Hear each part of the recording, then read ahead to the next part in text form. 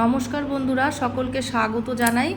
আরেকটি নতুন ভিডিও নিয়ে চলে এসেছি। সামনেই রথের মেলা। ঘরে থাকা উপকরণ দিয়েই আমি এই জিলাপি তৈরি করেছি। যেমন খাস্তা তেমন রসালো। জিলাপি ভাঙার শব্দেই তোমরা বুঝতে পারছো যে কতটা খাস্তা। আর এই দেখো, চাপ দিলেই রস বেরিয়ে এসছে, কতটা রসালো। তাহলে চলো দেখে নেওয়া যাক আমি এই জিলাপি কিভাবে তৈরি করেছি। প্রথমেই চিনির শিরা রেডি করে নেব। তার জন্য একটা বাটির পরিমাণে আমি 1 বাটি চিনি নিয়েছি আর হাফ বাটি জল নিয়ে নিয়েছি। আর যে পাত্রে শিরাটা রেডি করব সেই পাত্রটা একটু ডিপ হলে ভালো হয়।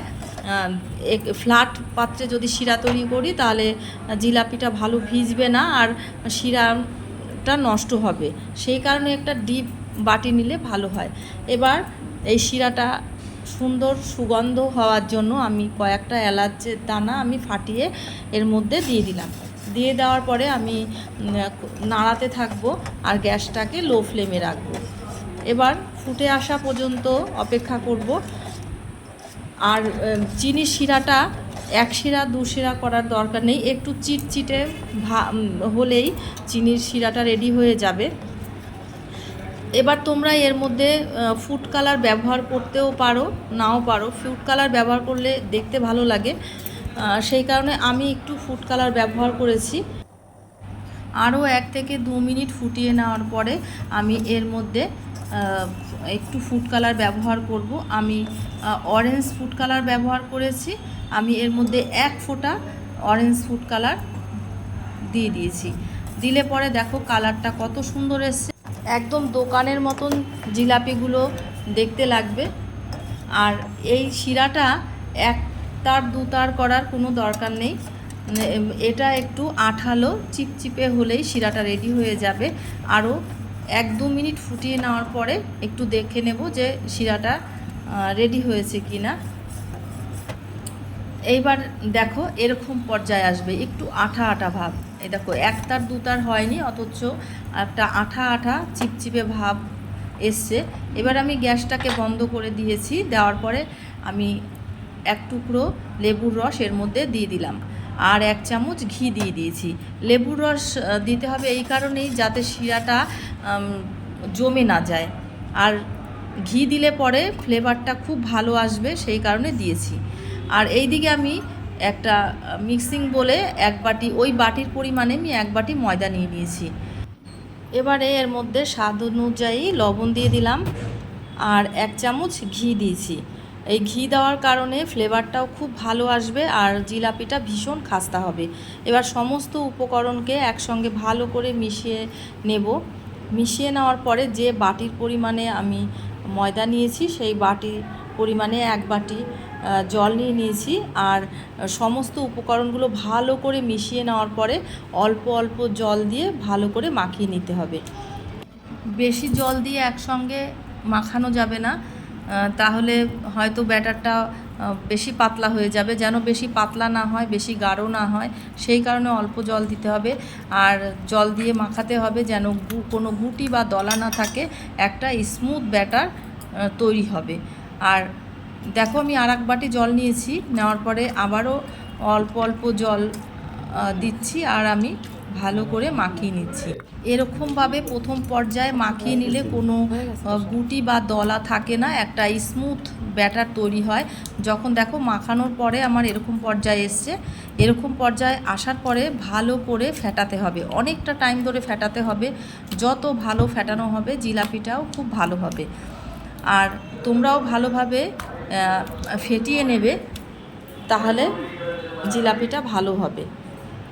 আর আমি অনেকটা টাইম ধরে ফেটিয়েছি। আর বন্ধুরা, আমার এই ভিডিওটি যদি তোমাদের ভালো লেগে থাকে অবশ্যই তোমরা বন্ধুবান্ধবের কাছে শেয়ার করো, যাতে এই মেলাতে সবাই বাড়িতেই থাকা উপকরণ দিয়ে চটজলদি জিলাপি তৈরি করতে পারে। দোকানের থেকেও টেস্টফুল হবে খেতে। আর একদম অনেক সময় দোকানের জিলাপি ভালো লাগে না খেতে, আর তোমরা বাড়িতে যদি এই জিলাপি একবার বানিয়ে খাও তোমরা আর একদম দোকানের জিলাপি পছন্দই করবে না, একদমই খেতে চাইবে না। মানে এতটাই টেস্টফুল হয় বাড়িতে করা জিলাপি। আর দেখো আমি 1 বাটি জল পুরো লেগেছে, আর এই আরেক বাটি যে জল নিয়েছিলাম সেটা আমার অল্প জল লেগেছে, পুরো জল লাগেনি। এইবার আমার ফেটানোর পরে আমি 1 প্যাকেট ইনো আমি এর মধ্যে দিয়ে দিলাম। ইনো দেওয়ার পরে ব্যাটারের সঙ্গে ইনো ভালো করে মিশিয়ে নেব। মিশিয়ে নেওয়ার পরে ব্যাটারটা একদম হালকা হয়ে যাবে। আর এইবার আর ব্যাটারটাকে রেখে দেওয়া যাবে না, সঙ্গে সঙ্গে জিলাপিটা ভেজে নিতে হবে। ইনোটা সম্পূর্ণ অ্যাক্টিভ হয়ে গেছে। আর দেখো ব্যাটারটা কীরকম হবে, এইরকম মানে উপর থেকে এরকম ছেড়ে দিলে দেখো একটু পরেই ব্যাটারের সঙ্গে মিশে যাচ্ছে, এরকম পর্যায়ে আসবে। এরকম খুব ঘনও না, খুব পাতলাও না। ব্যাটারটা আমার মাখানো হয়ে গেছে। এবার একটা চামচ দিয়ে তোমাদের দেখানোর চেষ্টা করছি ব্যাটারের ঘনত্বটা। দেখো ব্যাটারের ঘনত্বটা এরকম হবে। বেশি পাতলা হয়ে গেলে তাহলে আবার জিলাপির শেপ দিতে অসুবিধা হবে, সেই কারণে ব্যাটারটাকে খুব পাতলাও করা যাবে না, খুব গাঢ়ও করা যাবে না। তোমাদের আমি দেখানোর চেষ্টা করলাম একটা চামচের সাহায্যে, তোমরা দেখেই বুঝতে পারলে যে ব্যাটারের ঘনত্বটা কেমন হবে। তোমাদের কাছে যদি এরকম ত্রিকোণ প্লাস্টিক না থাকে, তোমরা যে কোনো লবণের প্যাকেট বা তেলের প্যাকেট নিয়ে নিতে পারো। নিয়ে নেওয়ার পরে এরকম গ্লাসের মধ্যে করে প্যাকেটটাকে ভরে দিয়ে তারপরে ব্যাটারটাকে ঢেলে নেবে, তাহলে ঢালতে সুবিধা হবে, সাইডে প্লাস্টিকের সাইডে লেগে যাবে না, আরও খুব সহজভাবেই ব্যাটারটাকে ঢেলে নেওয়া যাবে। আর দেখো ঢেলে নেওয়ার পরে এবার ওই সেই মুখের কাছে আমি গার্ডারটা আটকে দিলাম যাতে ব্যাটারটা বেরিয়ে না আসে। এবারে তোমরা যেরকম সরু বা মোটা শেপ দেবে সেই অনুযায়ী কেটে নেবে। এবার আমি একটা কেচির সাহায্যে আমি কেটে নিলাম। কেটে নেওয়ার পরে দেখো কত ইজিভাবে ব্যাটারটা বেরিয়ে আসছে। এইবার আমি এই দিকে একটা এরকম ফ্ল্যাট পাত্রে জিলাপিটা ভাজতে হবে। আর খুব বেশি তেল দেওয়া যাবে না, মানে জিলাপিটা দেওয়ার পরে জিলাপিটা তেলে হাফ অংশ তেলের নিচে থাকবে আর হাফ অংশ উপরে থাকবে। বেশি তেল দিলে ভালো শেপ দেওয়া যায় না। দেখো একটুখানি ব্যাটার দিয়ে দেখলাম যে তেলটা গরম হয়েছে কি না। প্রথমে একটুখানি হাই ফ্লেম করে আমি তেলটা গরম করে নিয়েছি, গরম করার পরে লো ফ্লেমে করে নিতে হবে। এইবারে জিলাপির শেপে আমি জিলাপিগুলো তেলের মধ্যে এক এক করে দিয়ে দেব। তোমরাও এরকম আস্তে আস্তে করে দেবে। এবার যার যার হাতের টেকনিকের উপর নির্ভর করে শেপ দেওয়াটা। প্রথমে একটু অসুবিধা হবে, তারপরে আস্তে আস্তে 1-2 ব্যাস হওয়ার পরেই হাত চলে আসবে। দেখো বন্ধুরা কতটা ফুলে উঠেছে জিলাপিগুলো যখন একটু শক্ত হবে তখন জিলাপিগুলো উল্টে দিতে হবে। আর এইভাবেই আস্তে আস্তে উল্টে পাল্টে ভালো করে ভেজে নেবে। তোমাদের যদি মনে হয় তোমরা একটু লাল করে ভাজবে, সেটাও ভাজতে পারো।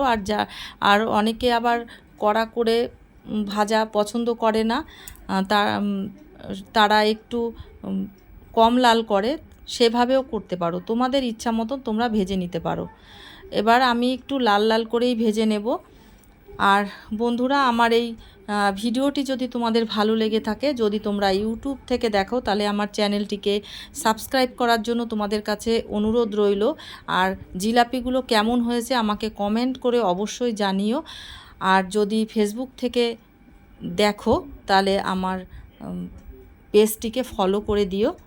দেখো আমার জিলাপিগুলো প্রায় ভাজা হয়ে গেছে, লাল লাল হয়ে এসছে, কালার এসে গেছে। এইবার আমি জিলাপিগুলোকে তুলে রসে ভিজিয়ে দেব। দেখো জিলাপিগুলো একদম রেডি হয়ে গেছে।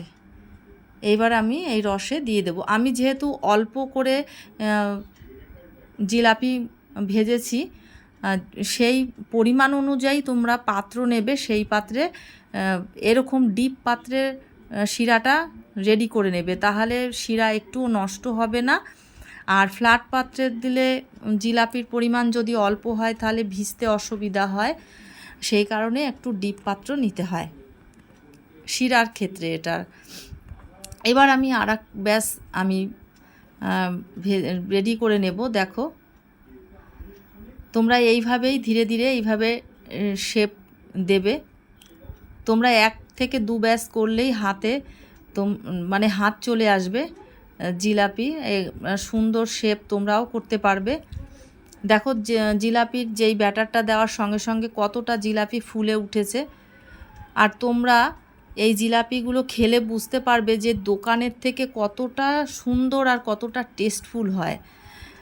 দোকানে তো জিলাপি খেতে ইচ্ছে করে সকলেরই, কিন্তু মেলার জিলাপি জানি না কেন খুব রসটা খুব মানে ভীষণ তীক্ষ্ণ, মিষ্টি, আঠা ভাব, অতটা ভালো লাগে না। কিন্তু বাড়িতে একবার তোমরা করে দেখো, তোমরা নিজেরাই বুঝতে পারবে যে কতটা টেস্টি। দেখো শিরাতে আমার জিলাপিগুলো ভিজে গেছে পুরো। এবার আমি শিরার থেকে অন্য একটা পাত্রে আমি তুলে নেব। আর শিরাতে যখন দেবে শিরাটা যেন গরম থাকে, গরম শিরা হলে জিলাপিটা ভালো ভিজে যাবে। আর যদি দেখো শিরাটা একটু ঠান্ডা হয়ে গেছে তাহলে শিরাটাকে তোমরা গরম করে নেবে। আর আমি জিলাপিটা এদিকে উল্টে পাল্টে দিচ্ছি। একটু কালার চলে এলেই আমি রসে ভিজিয়ে দেব। দেখো আমার জিলাপিগুলো কালার চলে এসছে, এবার আমি রসে দিয়ে দেব। দেখো বন্ধুরা কত সুন্দর কালার চলে এসছে। এইভাবেই আমি সমস্ত জিলাপিগুলো ভেজে নেব। এবার সমস্ত জিলাপিগুলো তুলে রসে ভিজিয়ে দেব।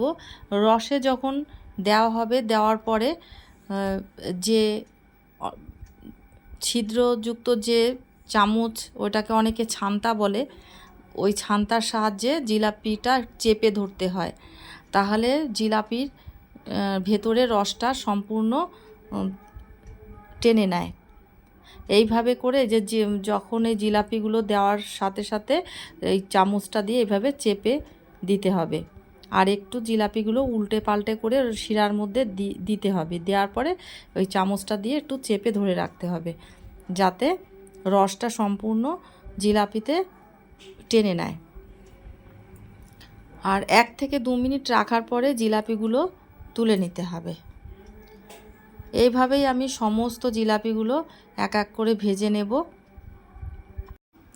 জিলাপি খেতে সবাই ভালোবাসে। আর মেলা ক্ষেত্রে সামনে মেলা, আমার এই ভিডিওটা দিতে দেরি হয়ে গেল। যাই হোক, সামনে উল্টো রথ। এই রথের সময় তোমরা সকলেই বাড়িতে এইভাবে জিলাপি তৈরি করো। তৈরি করে তোমরা নিজেরাই খেয়ে বলবে যে কেমন হয়েছে। কারণ বাড়ির ঘি বা দোকানে তৈরি করা জিলাপিতে আর ঘি দেবে না। এই ঘি দিলে তার ফ্লেভারটাই অন্যরকম, ভীষণ খেতে ভালো হয়, টেস্টি আর রসালো, খুব খাস্তা। আর তোমরা যদি এই রকম একটু কড়া করে ভেজে নাও তাহলে জিলাপিগুলো ভীষণ খাস্তা হবে আর খেতে তো অসাধারণ, এক কথায় দুর্দান্ত, এতটাই লোভনীয় কি বলবো বন্ধুরা। আর আমি এইভাবেই সমস্ত জিলাপিগুলো আমি ভেজে নিয়েছি। আমার সমস্ত জিলাপিগুলো দেখো রেডি হয়ে গেছে। এটাই আমার লাস্ট ব্যাচ ছিল। 1 বাটি ময়দা দিয়ে আমার দেখো এতগুলো জিলাপি হয়েছে, প্রায় 1 কেজি তো হবেই। আর দেখতে কতটা লোভনীয়